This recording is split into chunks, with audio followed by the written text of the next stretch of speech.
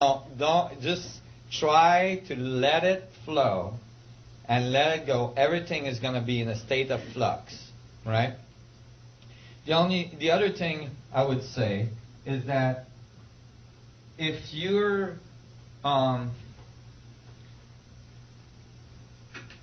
if you are aware of these changes that are going on in the solar system, you can start to actually synchronize your resonance pattern, your energy to it by intent. And you know, that might sound very esoteric, but I think there's some validity to this. Meaning that you allow the change to happen in your body so you can adapt to the changes that are occurring in our environment. I think that this much amount of information, this much amount of energy coming at us is actually going to change our DNA structure very quickly. And we have to be aware of that and allow that to happen and go into sympathetic resonance with that. And if we resist that, there's a good chance we're going to get extremely sick. Because you are, several generations ahead of the common person out on the street here, what efforts are you doing to kind of prepare yourself to be a messenger to larger numbers of people to assist them in this process? Well, everybody has their own mission, I believe. Everybody is here at this time to do something very specific to assist in this change that we're going through. And for me, it's to bring a unified view of the universe and to bring a technology that will help us transition through these changes. For you and for many others, it might be completely different and supportive of each other, I'm sure.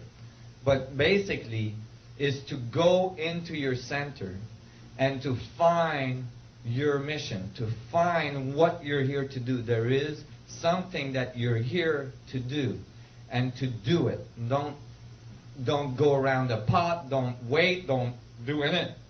Just do it, And that's going to help the world. And commit to it. Do whatever is necessary to get it done, because there is very little time left. Go ahead. For me, it's to make sure that that $15 million needed to complete your research is raised within the next 12 months. And I have an email list here for everybody to find who wants to help me with that. Awesome. Awesome. And we're going to see how the application of this theory... we're going to take a... So everybody's like wanting me to get out of the physics bubble and onto the ancient civilization bubble. There's no difference, that's right.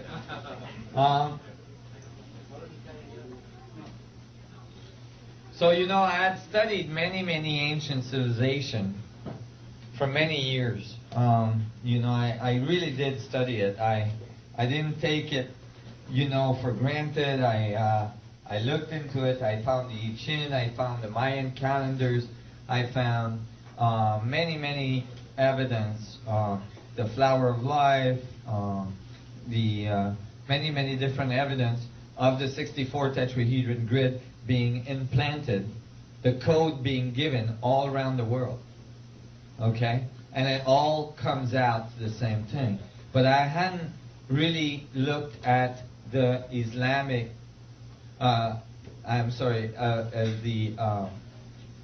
ancient Jewish tradition and the Bible and all this. Amber, if you can find me my Bible. Oh, jeez. Oh, it's on the table. Great.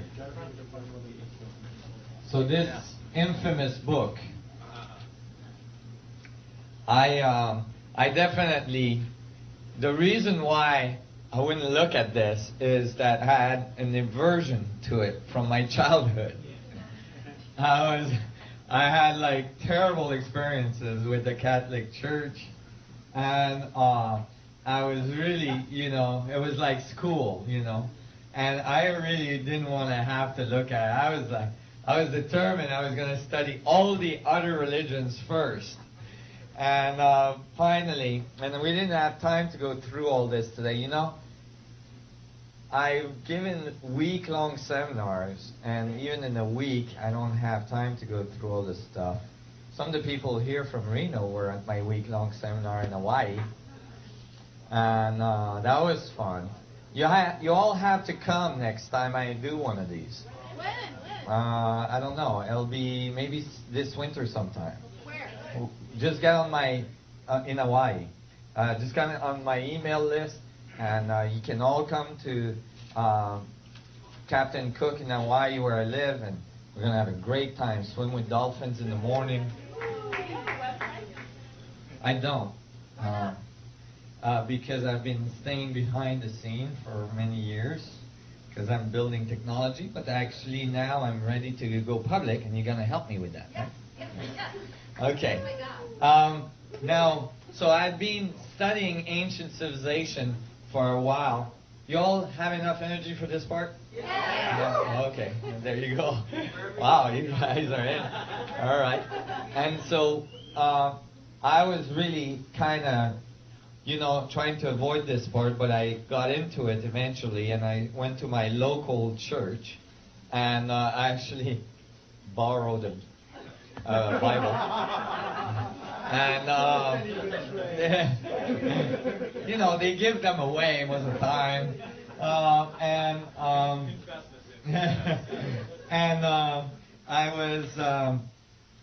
I was studying this, and, you know, and I was thinking, you know, well, what is this whole thing about? And, you know, I started to study it deeper and deeper. I was kind of stunned to find out that Newton had spent almost 20 years studying ancient Kabbalistic esoteric traditions long before he wrote anything on physics. And actually, there is a book of his memoir that is from his own writing that says that actually all of the physics that he wrote, he pulled directly from the study of the Kabbalistic traditions. You know, that's amazing. Most people don't know that. And he actually made a whole map of the floor plan of the Temple of Solomon, because he felt like if we could understand the floor plan of the Temple of Solomon, we could understand the foundation of the universe. He was convinced that embedded in the Kabbalistic tradition was, and the ancient Jewish tradition, there was the key to the foundation of creation. And so he dug for many years, and he extrapolated all of his laws of physics out of them. Now, he obviously didn't understand some of the foundation of the Kabbalistic tradition, which eliminates the possibility for a closed system or for an isolated system. But in any case,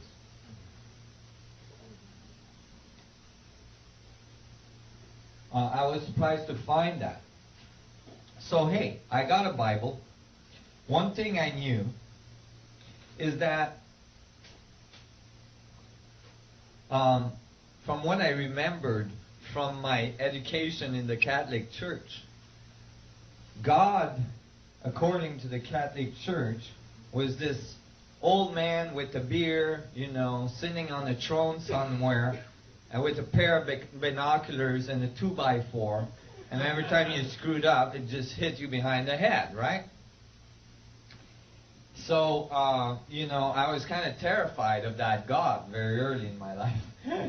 And, you know, there was a lot of things about being afraid of God and all this stuff. So when I started my research, I was kind of surprised to find that actually the throne of God in Judaic tradition is not described as an old man with a beard sitting in a throne, but actually as a throne with a tetrahedron on it.